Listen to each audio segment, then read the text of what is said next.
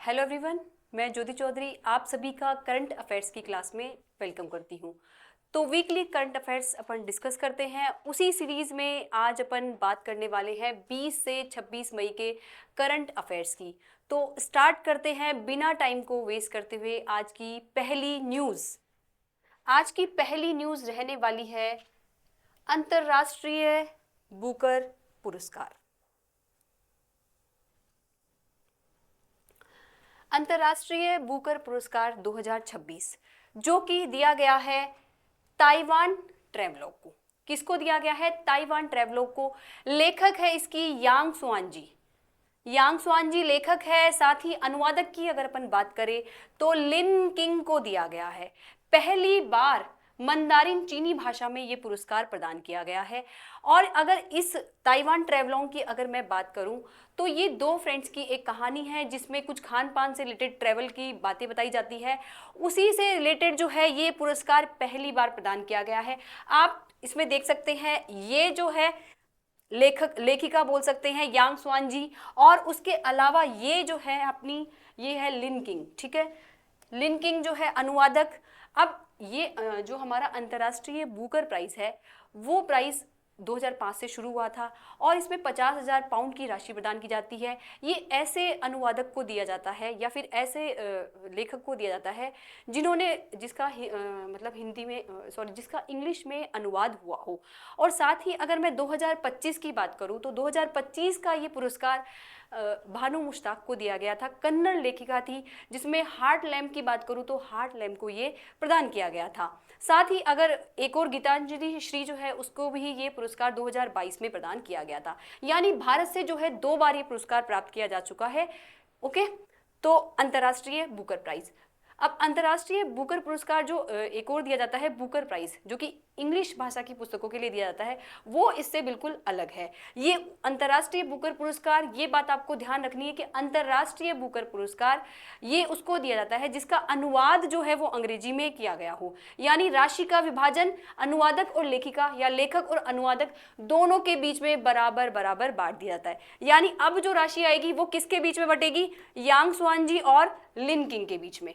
Okay, तो आज की न्यूज़ के बाद दूसरी न्यूज़ पर अपन चलते हैं।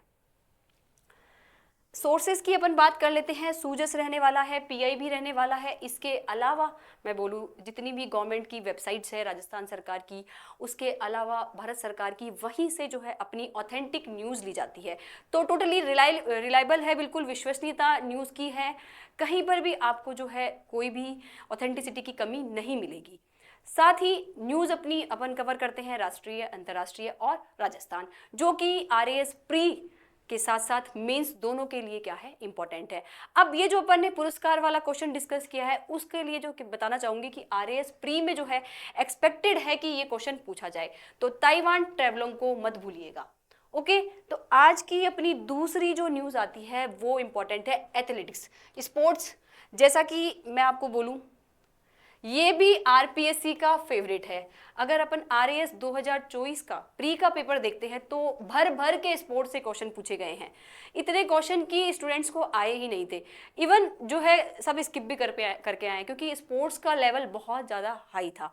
तो उसी सीरीज में ये वाला क्वेश्चन जो है वो आरएएस प्री के लिए इंपॉर्टेंट बन जाता है, जो कि है भारतीय एथलेटिक्स का ऐतिहासिक दिन। अब इसमें क्या हुआ है, 3 जो है एक साथ रिकॉर्ड हुए हैं। 3 रिकॉर्ड में पहले रिकॉर्ड की अगर मैं बात करूं तो वो है गुरिंदर वीर सिंह।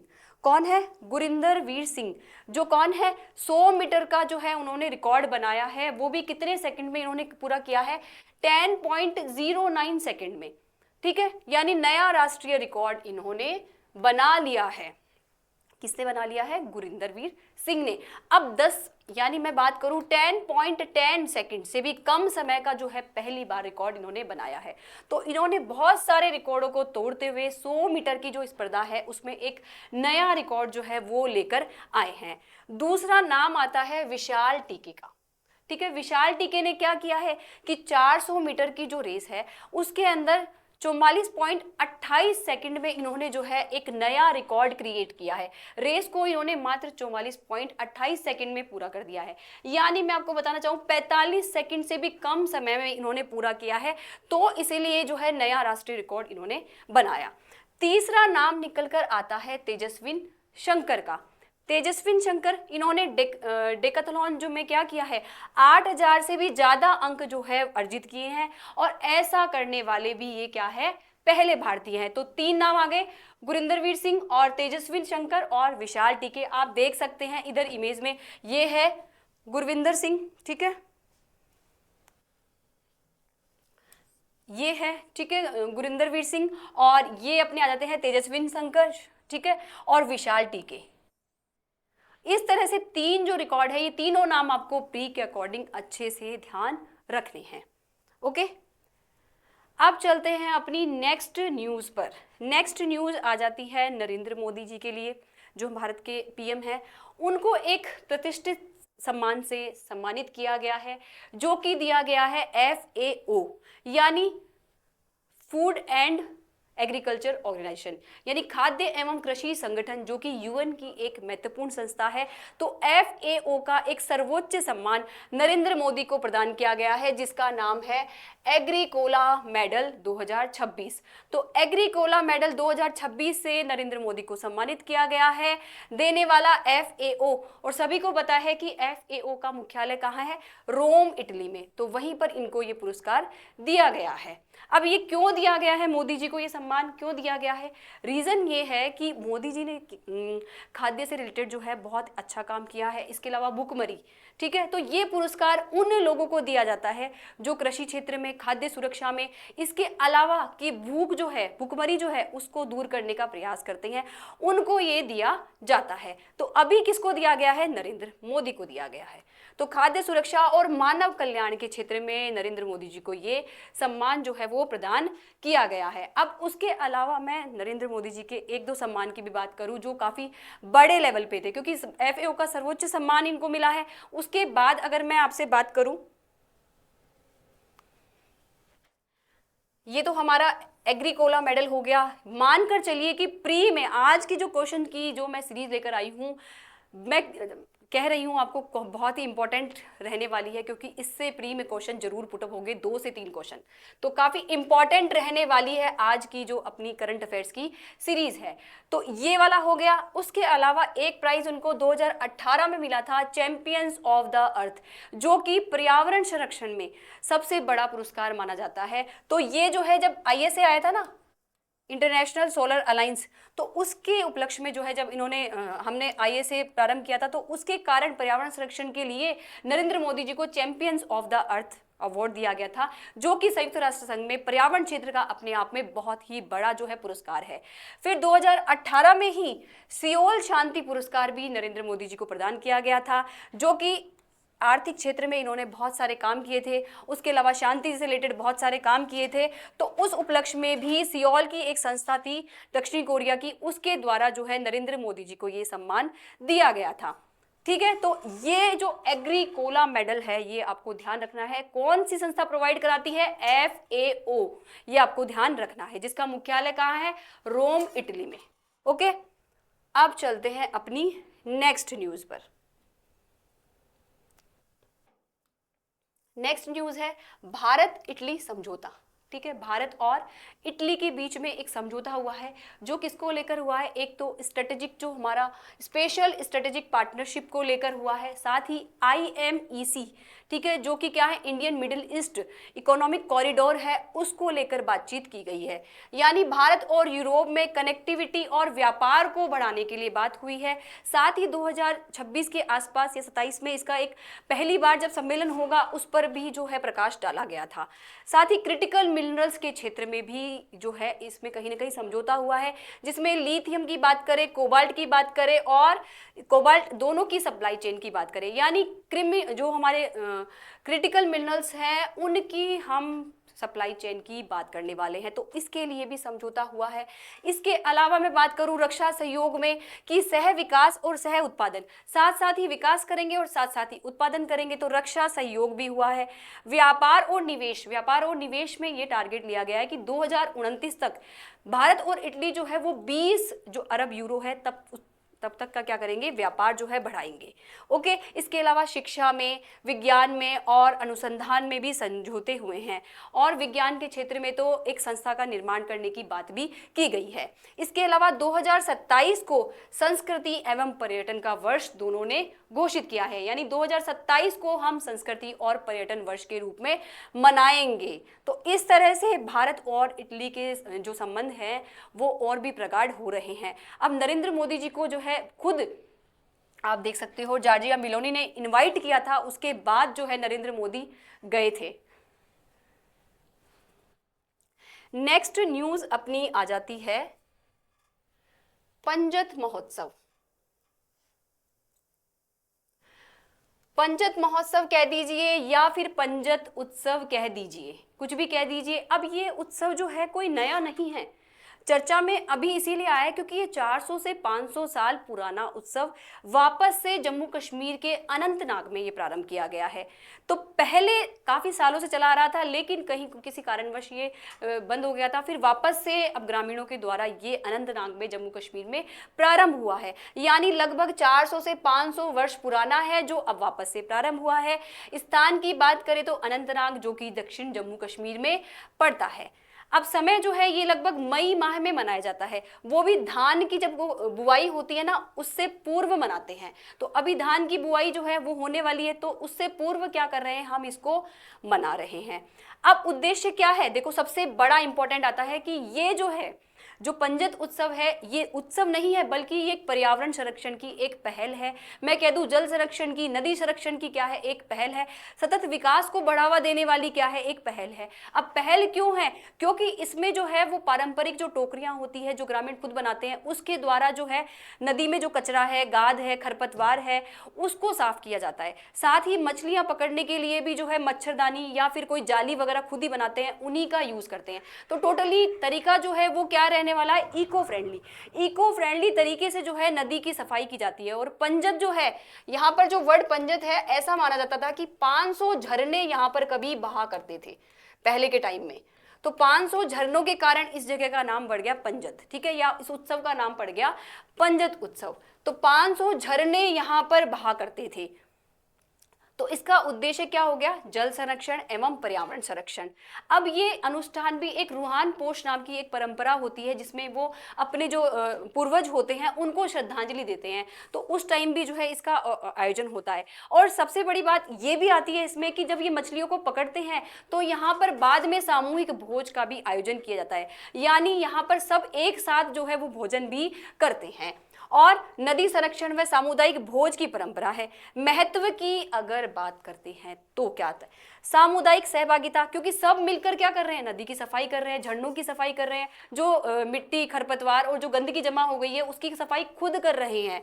और सतत संसाधन जो है उनका प्रबंधन भी बेहतर तरीके से हो पा रहा है। तो इसका एक उत्कृष्ट उदाहरण है। अब आप यहाँ पर देखो साइड में इमेज देख सकते हैं, कितने सारे लोग जो है एक नदी की सफाई यहाँ पर कर रहे हैं, देख सकते हैं आप। और सबके पास जो है टोकरियां हैं जो कि बांस से बनी हुई है, या फिर मैं कह दूं मच्छरदानी है जो जिससे वो मछलियां पकड़ रहे हैं। तो ये पर्यावरण संरक्षण का एक उत्कृष्ट उदाहरण है। तो अब देखो कहाँ इंपॉर्टेंट है, एक तो प्री के लिए तो इंपॉर्टेंट है ही, मेंस में जो है आप वैल्यू एडिशन कर सकते हैं अपने आंसर को। अगर पर्यावरण संरक्षण में आपको लिखना है, जलवायु परिवर्तन में लिखना है, सतत विकास पे लिखना है, तो यहाँ पर आप ये एग्जाम्पल देके जो है अपने आंसर को एनरिच कर सकते हैं, क्योंकि करंट से ऐड करेंगे तो आपके आंसर राइटिंग भी बेहतर हो जाएगी। ओके, ठीक है। तो अब चलते हैं अपनी नेक्स्ट न्यूज पर। नेक्स्ट न्यूज है नए ईंधन मानक BIS, यानी BIS ब्यूरो ऑफ, ठीक है, इंडियन स्टैंडर्ड, जिसको हिंदी में बोलेंगे भारतीय मानक ब्यूरो। भारतीय मानक ब्यूरो के द्वारा क्या किया गया है, ईंधन के नए मानक कौन कौन से, E22, E25, E27 और E30, 4 नए मानक जो है वो घोषित किए गए हैं। अब ये 4 मानक जो है, जहां हम पहले क्या कर रहे थे, E20 मानक जो है वर्तमान में यूज कर रहे हैं, सभी को पता है, राष्ट्रीय बायोफ्यूल जो पॉलिसी थी अपनी 2018 की, जिसको समय समय पर संशोधन भी किया गया था। तो हमने टारगेट सेट किया था कि 2030 तक हम क्या करेंगे, पेट्रोल में 20% एथेनॉल मिलाएंगे। इसका आशय क्या हुआ E20 का, कि पेट्रोल में, मान लो ये पेट्रोल 80% पेट्रोल हो गया और 20% के आसपास हम क्या मिलाएंगे, एथेनॉल मिलाएंगे। तो ये 20% एथेनॉल ही क्या है, E20। क्लियर। अब यहाँ पर E22, E25, E27 क्या है, यहाँ पर 22% हम क्या मिला रहे हैं, एथेनॉल मिला रहे हैं। यहाँ पर हम 25 मिला रहे हैं और यहाँ पर हम 27, और यहाँ पर लास्ट अपना टारगेट है कि अपन जो है 30% पेट्रोल में एथेनॉल का मिश्रण करेंगे। क्लियर। लेकिन वर्तमान में कितना है, ध्यान रखना, 20%। तो अभी बायोफ्यूल पॉलिसी में संशोधन किया गया कि 2030 तक हम इतना करने वाले थे, लेकिन हमने जो है अचीवमेंट पहले ही कर लिया है, तो रोल आउट हमने पहले ही कर लिया है, तो फिर टारगेट उसको 2025-26 के आसपास जो है वो किया गया था। पहले 2023 के आसपास जब संशोधन हुआ था तभी जो है ये कर दिया गया था। अब जो है बात इतनी है कि ये संशोधन कर दिया है, तो अब नया टारगेट जो है E30 बनने वाला है। अब ये बात आती है कि अब क्या सपोर्ट, हमारे पास ऐसे ईंधन है या फिर ऐसा इंजन है, ऐसे व्हीकल्स है जो इनको सपोर्ट करेंगे। देखो वर्तमान में तो हमारे पास जितने भी इंजन है या जितने व्हीकल्स है वो 20 को ही सपोर्ट कर रहे हैं, लेकिन भविष्य में हम ऐसे इंजन बनाएंगे जो क्या होंगे, फ्लेक्सिबल होंगे, साथ ही वो क्या होंगे, इन सबको सपोर्ट करने वाले होंगे। इसीलिए भारत सरकार ने जो है ऑटोमोबाइल सेक्टर को ये निर्देश दिए हैं कि आप अब ऐसे व्हीकल्स बनाइए जिनमें इंजन जो है वो इन सभी मानकों को फॉलो करे। तो हमारा लक्ष्य कितना होने वाला है, एंडली टारगेट 30% के आसपास रहने वाला है। अब बायो इथेनॉल जो है, मैं एक बेसिक सा बता दूं कि ये बनाया कैसे जाता है। देखो वैसे तो इसके 3-4 चरण होते हैं, ठीक है, चरणों की बात नहीं करके मैं बेसिक अगर इसके रॉ मटेरियल की बात करूँ तो रॉ मटेरियल में ये हो सकता है कि जैसे क्या होता था, किसान जो है जब खेती करता था तो बाद में पराली बच जाती थी, पराली को जलाया जाता था, यानी कृषि अपशिष्ट है उसको किसान जला देता था। लेकिन अभी बायो इथेनॉल जो है, हम उस कृषि अपशिष्ट से, चाहे वो धान की भूसी हो, मक्का का बचा हुआ अपशिष्ट हो, या और भी कोई फसल की तूड़ी वगैरह है, उनसे हम जो है बायोडीजल बना रहे हैं। तो वहां पर जो है ये कहीं ना कहीं इंपॉर्टेंट हो जाता है कि एक कृषि अपशिष्ट को हमने एक जो फ्यूल में कन्वर्ट कर दिया है, तो बायोफ्यूल ये हो गया। राजस्थान सरकार भी बायोफ्यूल पॉलिसी लेकर आई है, उसके अलावा ग्लोबल बायोफ्यूल अलायंस भी बना हुआ है। तो बहुत सारा चीजें जो है इंपॉर्टेंट है, इसीलिए ये टॉपिक जो है वो काफी इंपॉर्टेंट बन जाता है हर सेक्टर के लिए, चाहे वो एनवायरमेंट हो, चाहे वो साइंस एंड टेक हो, हर जगह जो है ये टॉपिक इंपॉर्टेंट हो जाता है। तो अभी टारगेट कितना रहने वाला है अपना, 30% करेंगे, लेकिन पहले हम क्या बोल रहे हैं, 22%, 25%, 27%, फिर एंड ऑफ द टारगेट है 30%। तो 22 से मैं 30% कह सकती हूँ इजीली कि 22 से 30% के आसपास जो है हम अब अचीव करेंगे। ओके। अब देखो इधर ये बताया हुआ है कि 2025 इमेज के थ्रू भी ये बताया हुआ है। ओके। अब अगले चरण में हम ये करने वाले हैं, ये बताया गया है। नेक्स्ट न्यूज जो कि अपने प्यारे राजस्थान की न्यूज है, कुंभलगढ़ किला। ठीक है, कुंभलगढ़ किला, कुंभलगढ़ किले की सबसे अगर बड़ी विशेषता की बात करूं तो इसकी प्राचीर, यानी इसकी दीवार जो है वो इतनी लंबी है कि इसे ग्रेट वॉल ऑफ इंडिया कहा जाता है। माना जाता है कि इसकी जो लंबाई है वो 36 किलोमीटर के आसपास है। यानी अगर मैं बात करूं कि चीन की जो विशाल दीवार है उसके बाद पूरे जो विश्व में दूसरे नंबर पर आती है अपनी, ठीक है, कुंभलगढ़ किले की दीवार। ओके। अब क्या हुआ है, यूनेस्को का विश्व धरोहर सम्मेलन हुआ है रिसेंटली, उसमें जो है आधिकारिक सर्वे में जो है इसको दूसरी सबसे लंबी दीवार जो है वो सूचित किया गया है। ठीक है, तो इसीलिए जो है ये न्यूज में है।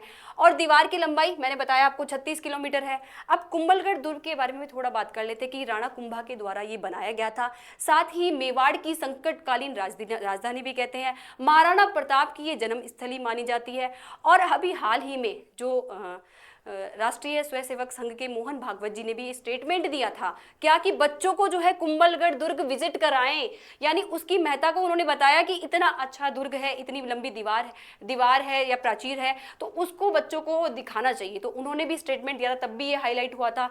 उसके अलावा मैं आपको बता दूं कि कुंभलगढ़ में बहुत सारे, लगभग 250 से 300 मंदिर, बहुत ही सुंदर सुंदर मंदिर इसमें है। इसके अलावा सबसे अच्छा मंदिर कुंभ शाम मंदिर माना जाता है, और बहुत सारे जैन टेम्पल भी इसके अंदर देखने को मिलते हैं। एक कटारगढ़ नाम का दुर्ग भी है जो कहा जाता है कि जिसको नीचे से देखने पर पगड़ी गिर जाती है, ऐसा भी जो है अबुल फजल ने जब कहा था। तो बहुत सारी क्वालिटीज के साथ कुंभलगढ़ दुर्ग जो है 2013 में यूनेस्को वर्ल्ड हेरिटेज साइट में भी शामिल किया गया था। तो ये हमारा होता है प्यारा कुंभलगढ़ दुर्ग, जब भी मौका मिले जरूर देखकर आइएगा। तो ये देख सकते हैं आप, देखो कितनी लंबी जो है वो दीवार, ये देखिए आप कितनी प्राचीर है। ठीक है, मैं खुद भी देखकर आई हूँ, बहुत ही सुंदर है। ओके, अब चलते हैं अपनी नेक्स्ट, राजस्थान की नेक्स्ट न्यूज, जो कि है राजस्थान का पहला सेमीकंडक्टर क्लस्टर। यानी हमने पहला सेमीकंडक्टर प्लांट कह दीजिए, क्लस्टर कह दीजिए, जो हमने बनाया है भिवाड़ी के खुशखेड़ा, भिवाड़ी अलवर में हमने पहला प्लांट बनाया है भारत सरकार के द्वारा। भारत सरकार का टारगेट था कि हम पूरे भारत में 12 सेमीकंडक्टर प्लांट्स बनाएंगे, उनमें से जो है ये उन्हीं में से जो है ये सेमीकंडक्टर प्लांट आता है, क्योंकि भारत सरकार के द्वारा स्थापित किया गया है। इसको वर्चुअली जो है वो इसका उद्घाटन किया गया है। अब ये बनाया किसके द्वारा गया है? सहस्त्रा सेमीकंडक्टर। अब आपको प्री के अकॉर्डिंग फैक्ट्स बता रही हूँ क्या क्या रखने हैं। एक तो ये वाला नाम ध्यान रखना है कि सहस्त्रा सेमीकंडक्टर के द्वारा भारत का पहला, और भारत का पहला कौन सा है? एसएमई लेड, ठीक है, SME led ATMP OSAT plant, ठीक है, बात करेंगे इसके बारे में। मैम बहुत सारी आपने एक साथ बोल दी, इसके बारे में अभी देखो अपन बात करेंगे। सहस्त्रा सेमीकंडक्टर, अभी के लिए आपको ध्यान रखना है कि इसके द्वारा भारत का पहला एसएमई लिमिटेड है, ठीक है, ये स्मॉल मीडियम एंटरप्राइजेज वाला, ठीक है। और साथ ही अगर मैं बोलूं कि भिवाड़ी खुशखेड़ा जगह भी इंपॉर्टेंट हो गई है। और अब मैं बात करूं कि ये किस टाइप का है? ATMP OS80 plant. एटीएमपी से आशय क्या है? ए यानी असेंबली, टी यानी टेस्टिंग, एम यानी मार्किंग और पी यानी पैकेजिंग। यानी हम असेंबली भी करने वाले हैं, टेस्टिंग भी करने वाले हैं, मार्किंग भी करने वाले हैं और पैकेजिंग भी करने वाले हैं। तो ये तो हो गया अपना एटीएमपी। फिर दूसरा आता है ओसेट। ओसेट का आशय ये है कि outsourced semiconductor assembly and test, ये हम करने वाले हैं। तो ये दोनों फॉर्म आपको ध्यान रखनी है कि किस टाइप का है, एटीएमपी और ओसेट टाइप का है। निवेश कितना रहने वाला है? 1200 करोड़ का निवेश यहाँ पर होगा। साथ ही मैं रोजगार की बात करूँ तो 2500 से ज़्यादा लोगों को रोजगार जो है, एम्प्लॉयमेंट यहाँ पर मिलने वाला है। उत्पादन की अगर अपन बात करते हैं, उत्पादन देखो, अब ये जो सेमीकंडक्टर जो हमारा प्लांट है राजस्थान का पहला, उसमें अगर अपन बात करें तो यहाँ पर मेमोरी कार्ड्स होंगे, यानी मैं बोलूँ माइक्रो एसडी कार्ड्स बोल सकते हैं। उसके अलावा फ्लैश जो स्टोरेज डिवाइसेस होंगी उनका निर्माण होगा। ई सिम जो होती है, ठीक है, ई सिम होगी, उनका विकास होगा। इसके अलावा एलईडी और आरएफआईडी से जुड़ी हुई जो भी चिप्स हैं उनका निर्माण होगा। और ऐसा माना जा रहा है कि प्रति वर्ष हम 6 करोड़ चिप्स जो है वो बनाने वाले हैं। तो टारगेट जो है यही रहने वाला है। अब मैं आपको बताना चाहूंगी कि राजस्थान सरकार मार्च 2026 में ही सेमीकंडक्टर पॉलिसी लेकर आई है। और सेमीकंडक्टर पॉलिसी लाने का उद्देश्य यही है कि राजस्थान को सेमीकंडक्टर हब बनाना, यानी पूरी जो वैल्यू चेन है वो राजस्थान में ही बने। जितने भी इलेक्ट्रॉनिक्स आइटम की नीड होती है जिसमें सेमीकंडक्टर का यूज होता है, वो सब राजस्थान में ही बने। तो यही टारगेट जो है वो लेकर आई थी। और उसी दिशा में जो है ये क्लस्टर जो है वो भी एक क्या है, हमारा एक कदम आगे जो है हमें लेकर जाएगा। तो 2047 में जो हम विकसित भारत का, विकसित राजस्थान का सपना देख रहे हैं, उसके लिए जो है ये कहीं ना कहीं हमारे लिए इंपॉर्टेंट बन जाता है। और राजस्थान की पहचान जो है वो भारत में ही नहीं विश्व में भी जो है हो सकती है। ओके, तो ये हुआ हमारा एक पहला सेमीकंडक्टर प्लांट। अब इधर देख लीजिए, सूजस से ही मैंने ये आपके लिए लिया है कि उद्योग और निवेश का नया केंद्र निकलेगा। हजारों युवाओं के लिए रोजगार होने वाला है। राजस्थान को टेक्नोलॉजी मैन्युफैक्चरिंग के रूप में स्थापित करने की दिशा में एक महत्वपूर्ण कदम है।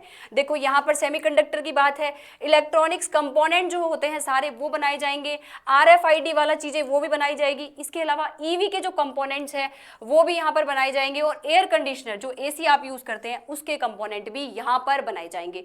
तो राजस्थान बनेगा नहीं बनेगा सेमीकंडक्टर के द्वारा एक पूरा बड़ा हब, ठीक है। तो वैश्विक पहचान बना सकता है राजस्थान।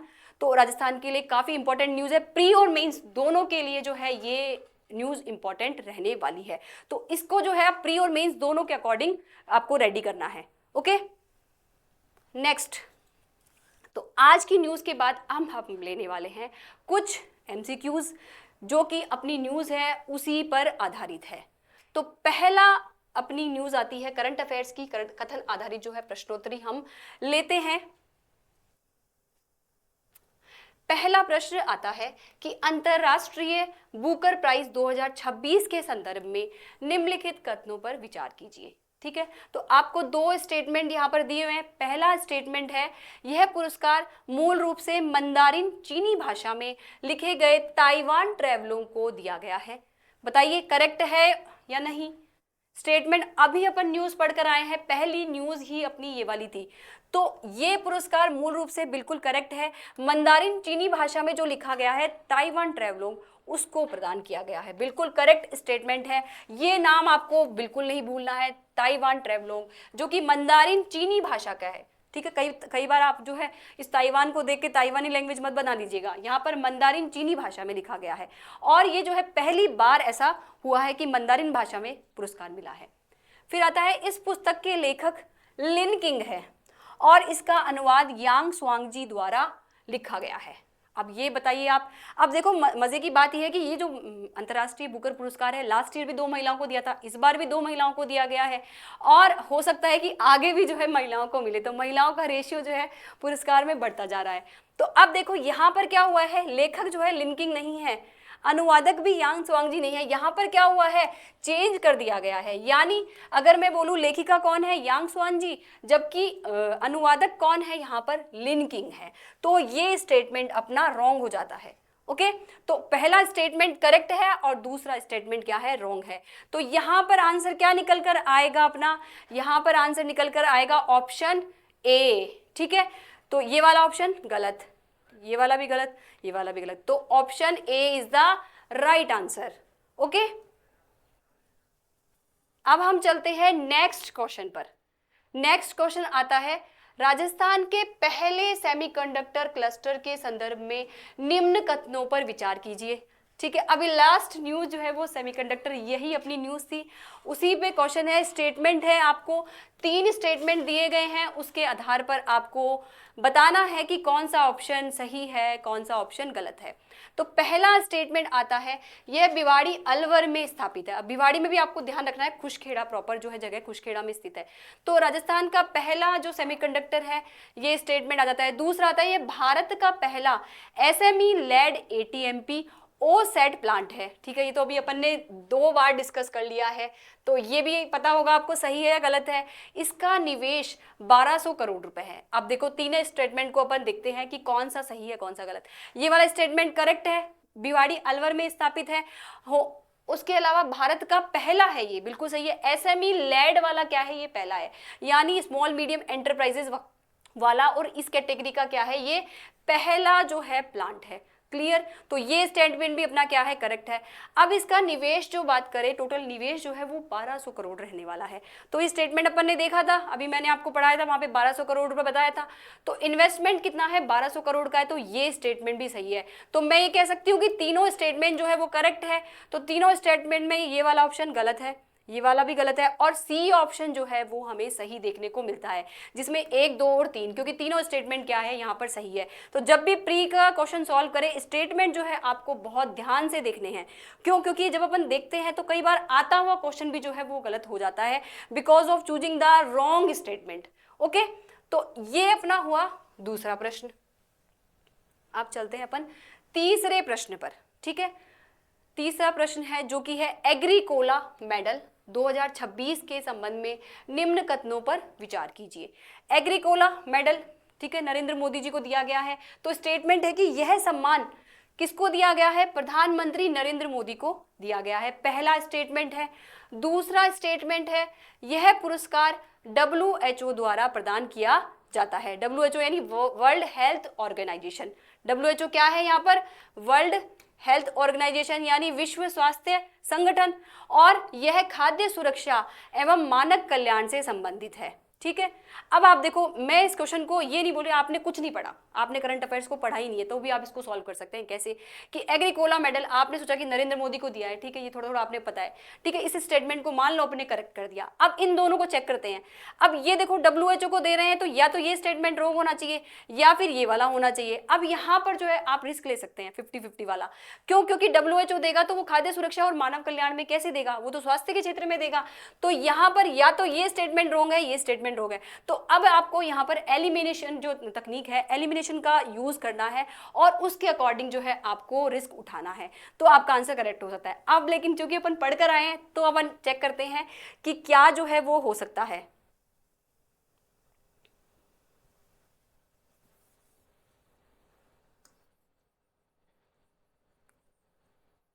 ओके, तो अब मैं बात करूं कि यह पुरस्कार किसके द्वारा दिया गया था नरेंद्र मोदी को? FAO के द्वारा, ठीक है, यानी फूड एंड एग्रीकल्चर ऑर्गेनाइजेशन, जिसको मैं क्या कह सकती हूँ, कृषि खाद्य एवं कृषि संगठन। रोम इटली में इसका मुख्यालय होता है। तो इसका सर्वोच्च सम्मान कौन सा है? एग्रीकोला मेडल, जो कि नरेंद्र मोदी को हाल ही में दिया गया है। ओके, तो ये WHO के द्वारा नहीं दिया गया, तो स्टेटमेंट क्या हो गया? गलत हो गया। यह खाद्य सुरक्षा एवं मानव कल्याण से क्या है?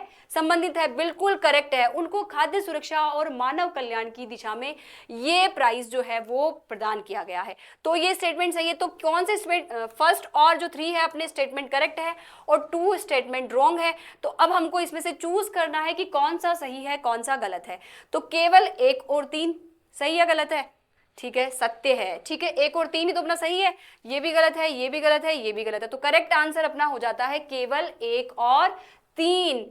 ठीक है, तो इस तरह से अपन ने जो है करंट अफेयर्स के साथ कुछ MCQ डिस्कस करे। मैं ही बोला चाहूंगी कि करंट अफेयर्स तो सब पढ़ेंगे, लेकिन MCQ कुछ सॉल्व करना जरूरी है। उससे क्या होगा, आपको पता लगेगा कि आपको कितना याद हुआ है। इसीलिए मैं करंट अफेयर्स की न्यूज़ के सब बाद में आपके लिए कुछ क्वेश्चन लेके आती हूँ, ताकि प्री के अकॉर्डिंग जो है आपकी तैयारी को गति मिले। तो आज के लिए इतना ही। अब नेक्स्ट वीडियो में हम नेक्स्ट जो करंट अफेयर्स की सीरीज लाएंगे, तब मिलते हैं। तब तक के लिए थैंक यू फॉर वॉचिंग।